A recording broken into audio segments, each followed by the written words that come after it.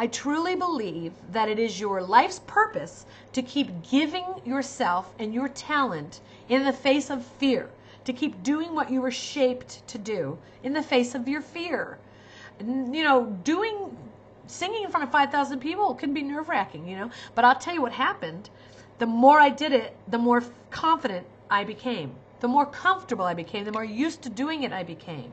You only become comfortable doing it once you've done it over and over and over and over. The more you do it, the easier it gets. The more you know what to expect, the better you get at it. Practice makes perfection, or at least makes progress. So one time I remember I was in Paris and I was shooting a live TV show. My group, Defladesh, was singing live, and we were singing our hit record. You know, once you have a hit, you have to sing it everywhere. And I remember being backstage, getting makeup and hair and makeup and all that stuff. I don't wear a lot of makeup, right, you know, in my normal life, as you can see, because when I performed, I wore so much of it all the time. So I just don't even like wearing it. But I was backstage and I had fully made up, and I was going out there, and I remember the audience. There were thousands of people, and it was live television, and I remember being comfortable and reaching out and touching someone's hand and singing straight to them, and I just remembered I'm fearless. I had no fear. I had no fear in that moment. And I remember another show I did where I felt so energized and so alive and so excited and so in my element and in my zone. I was fearless and powerful and happy, and I was doing what I love to do and what I'm great at doing. And it was the greatest feeling I've ever had in my life. And if I hadn't pushed myself so hard to overcome my fear, I would have never known what it felt like to be fearless in front of an audience and doing my gift. I would have never known what that felt like if I'd allowed the fear to consume me and keep me from being who I was meant to be. So if you're struggling with fear, your job is to push yourself through it. Force yourself to get up and do it anyway. You know, I remember breaking through that fear. I started really small. I started singing karaoke. And then I took a singing class at my college, and then I had to sing in front of my classmates, and they all like wrote down their little opinions of what they thought. And it was always positive, thank God. They could have said you suck, but then you still better keep going if that's your dream. That means you have to get better. You have to get better. I trained and I trained and I trained and I worked at being a great singer. And then I needed to learn how to become a great performer, because a lot of the stuff I sung was dance music, you know, so with my great powerful voice and these great melodies that I wrote and great lyrics I sang, and there was a dance track playing behind me. Now I wanted to sing with a live band, so I was always challenging myself, okay? First I want to write my own songs, great. Now I want to get a record deal, great. Now I want to learn how to sing in public, great. Now I want to learn how to sing with a live band. So I joined a band called Billy's Night Out, and we sang all over Los Angeles. And I got so free. I got so comfortable singing in front of a live audience. I remember someone came up to me one day and said, "You are like Mick Jagger on stage." And that was a huge compliment to me. And then this really old black guy came up to me and he goes, "You know what? Diana Ross ain't the boss." And for him, Diana Ross was his all-time favorite. And for him to come up to me and say, "She ain't the boss," that I was so good that he was just dethroning his favorite to tell me that I was now his favorite, because I had come so far from the petrified kid who wouldn't sing in front of anyone to the songstress who could sing in front of anyone. But it doesn't mean that, you know, you'll never experience fear. You're always going to be challenged by fear and always pushing yourself through the fear. So the next time a fear would come up, the way that I would deal with that is I go, "Oh God, I feel so scared, I'm afraid I'm going to have to do this." I would take a contrary action, which means doing it anyway.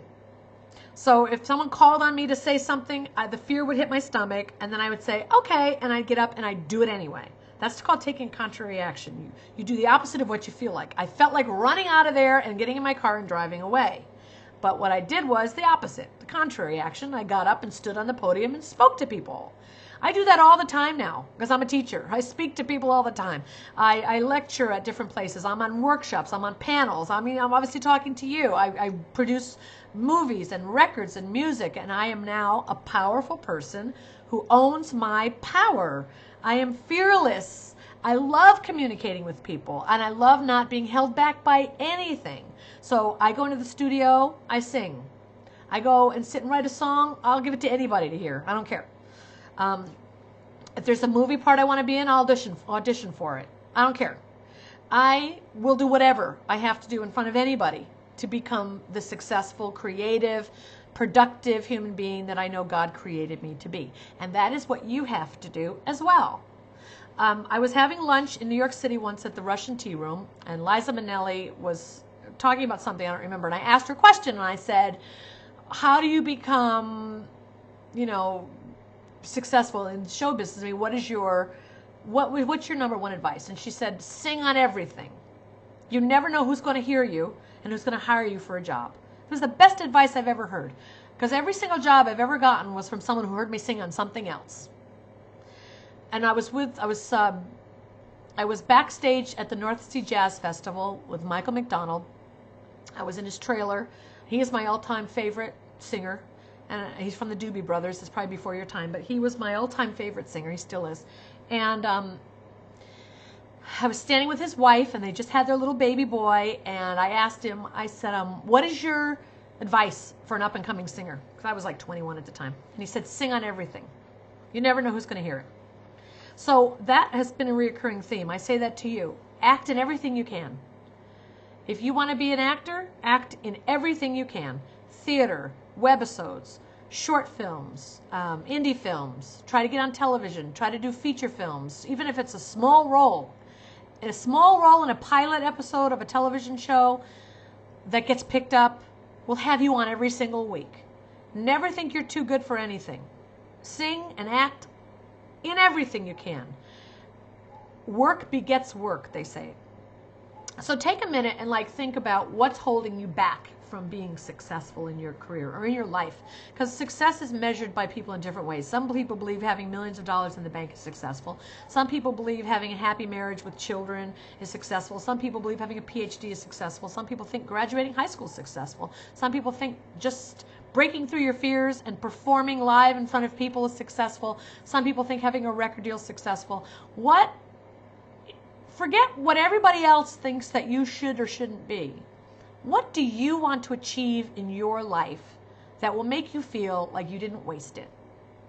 That will make you feel like you did what you know you came here to do. You're supposed to be doing. That I think I need water. That you didn't waste your life hiding behind stories of why you can't do it. You didn't waste your life being afraid to take chances. You didn't waste your life in a job that you don't really want to do because you were too afraid to take a risk. You have to ask yourselves, what does success mean to you? Success to me means sharing my talents and my gifts as often as possible and in many medias. I write, I perform, I sing, I act, I teach.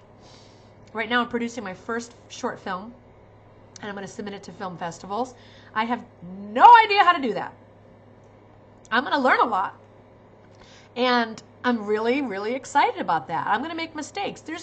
I'm not afraid to make mistakes. It hurts more to not do what you're supposed to do, to not do what you love, than it does to do it and fail. It hurts more to sit in fear than it does to take the chance that you might succeed or not succeed. At least you tried. And then if you don't get it, you get up and try again. When you're afraid of failure, you do something called self-sabotage. And I'll give you an example of when I used to do it. When I was in high school, my mom, I told you in the previous segment, put me in when I was a little girl, she put me in a community theater, and I did lots of plays with that community theater. When I was in high school, I auditioned for Julian Schlussberg, who was the theater director of Hamden High School. And I auditioned for a play for him in junior high, and I didn't get a part. It was The Sound of Music. And I was like, I didn't get a part in The Sound of Music? I'm like an angel of voice. I sing, and I didn't even get a part. They wanted to put me in the chorus. I was like, I'm not a chorus person. I'm like the star. And therefore, I refuse to audition for him ever again. I'm the star of Diary of Anne Frank, right down the street. Open the newspaper. There's my picture. I'm the star of that show. And he wants to put me in the chorus? I will. And I took that personally. And I never auditioned for Julian Schlussberg in any high school theater performance we had for 4 years. And I'll tell you why that's self-sabotage. Hamden High School has one of the best theater programs of any high school. And Julian Schlussberg is an award-winning theater director. And he brought in so many talented people. I remember he brought in Richard Dreyfuss one time to speak to the students. I took the acting classes, but I refused to be in any of the productions. So I met Richard Dreyfuss, and there were lots of other people he brought in to see the plays. But nobody was seeing me act, because I was high and mighty not acting in his plays, because he had the audacity not to cast me in 9th grade, so I wasn't going to audition for anything he did. That is called self-sabotage.